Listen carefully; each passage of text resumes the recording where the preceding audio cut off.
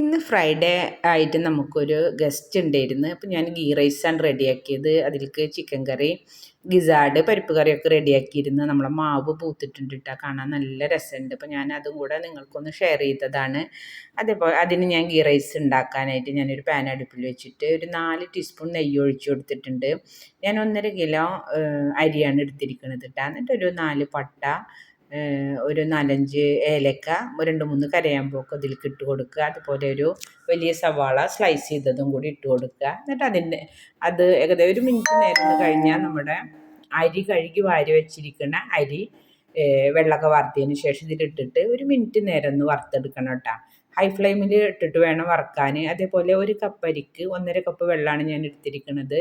പാകത്തിന് ഉപ്പിട്ട് കൊടുത്തിട്ട് ഒന്ന് അടച്ചു മൂടി വെക്കുക. ഒരു 2-3 മിനിറ്റ് കഴിഞ്ഞാൽ നമുക്ക് ഇത് തുറന്ന് നോക്കിയിട്ട് ഇതേ പരുവത്തിലാവുമ്പോൾ അതിൻ്റെ മുകളിലേക്കൊരു 4-5 തുള്ളി ചെറുനാരങ്ങയുടെ നീര് ഒറ്റിച്ചു കൊടുത്തിട്ട് ഒക്കെ കൂടെ ഒന്ന് ഇളക്കി കൊടുക്കുക. നെയ്ച്ചോറ് ഉണ്ടാക്കുമ്പോൾ ഇടയ്ക്ക് ഇളക്കി കൊടുക്കരുതിട്ട്, അരി പൊട്ടിപ്പോകും. അതുപോലെ ചെറുനാരങ്ങയുടെ നീര് ഒഴിക്കുന്നത് നല്ല വെള്ള കളറുള്ള നെയ്ച്ചോറാവാൻ നല്ലതാണ് കേട്ടോ.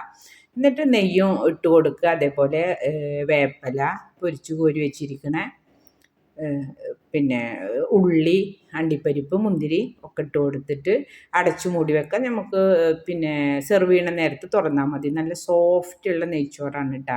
നമ്മൾ വറുത്ത് നെയ്ച്ചോറ് വെക്കുമ്പോൾ ചെയ്യാത്തവരൊക്കെ ചെയ്ത് നോക്കണം. ഇൻഷാ അല്ലാഹ് അടുത്ത വീഡിയോ ആയിട്ട് കാണാം. അസ്സലാമു അലൈക്കും.